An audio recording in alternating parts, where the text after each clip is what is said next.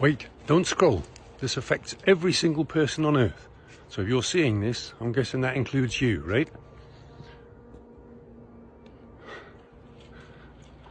Whether you know that the Earth is a globe, or whether you know that the Earth is flat, give me 3 minutes of your time and you can literally change the world for the better.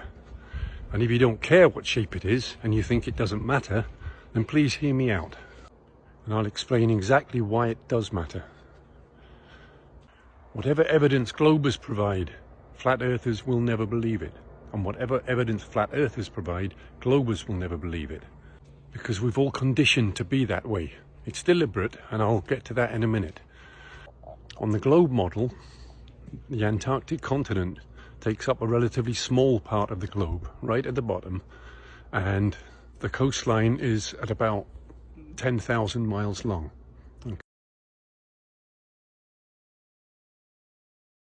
Okay. On the flat Earth model, obviously it's very different. The Antarctic ice wall goes all the way around the outside, encompassing every continent on Earth, and is approximately 78,000 miles long. That's quite a difference, right?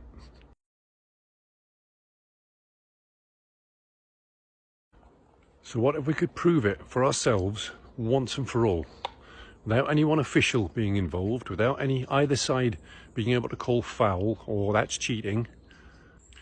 So here's what I propose.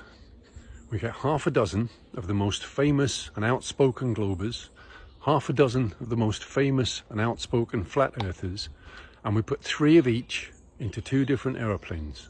All right, we start them off at the same point, and those 2 aeroplanes fly off in opposite directions, following the coastline, which means they'll meet approximately halfway round on the other side. So on both models, supposing they set off from the closest point to Chile, and halfway round they're both going to meet up somewhere around Tasmania. All right, the difference will be the distance they've traveled and how far and how long it will take them to get there.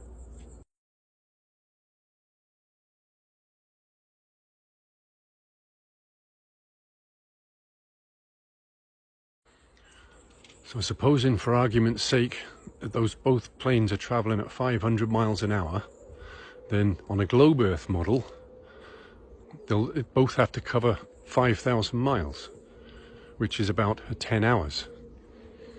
And on a flat Earth model, they both have to travel 39,000 miles, which is about 78 hours before they meet up. Now that's a huge difference and a huge margin of error. Now this is complicated slightly by the fact that allegedly there is a 90-kilometer no-fly, no-sail exclusion zone around the Antarctic coastline. So both planes would have to travel 100 kilometers from the coastline, which means obviously if it's a globe, then they'll have to travel a further distance. If it's flat, they'll have to travel less distance. But supposing that if they meet up anything less than 20 hours, the Earth is definitely a globe, right? If they meet up anything after 60 hours, the Earth is very definitely flat. Now, if you give all 12 of those passengers a live feed camera, video camera, and also maybe one in the cockpit so they can see the distance traveled as well, all right, then there's no cheating, and one side or the other at the end of this journey, when those 2 planes meet up, is going to have to say what seems to be the 3 hardest words in this modern clown world: I was wrong. Now this won't cost a great deal of money, relatively speaking, but I would finance it in an instant if I had the money.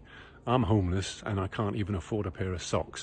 So this is what I'm asking you to do. You don't need to like this, you don't need to follow me, but please repost it, save the video, and share it to absolutely everybody you know on every single social media post and platform you have, and then start petitioning, lobbying, and bombarding the rich and famous, people who can afford to do this, to get it done. I'm thinking particularly the rich and famous who claim to be of the people and for the people.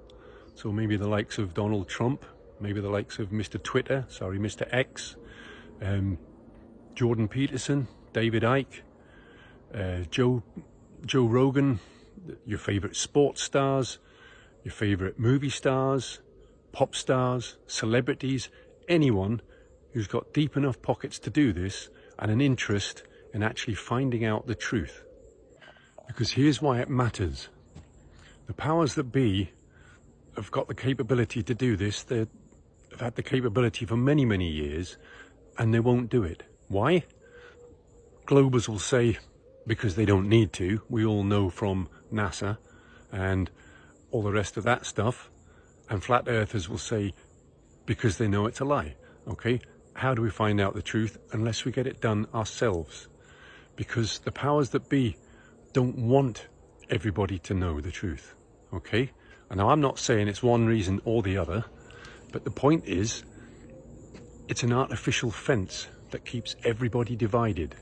Okay, in the same way as sex, age, religion, race, gender, party politics, vax, unvaxxed, it's all artificial fences to divide the masses, divide and rule, right? Because as long as everybody's arguing with each other, then nobody's looking at who's really responsible for this shit show that we call the modern world, right? So whether it turns out to be a globe or whether it turns out to be flat, the point is we will all know. It will be the one thing that will unify the masses, all people on Earth. And here's why it really matters. Virtually everyone will be familiar with the Star Wars films.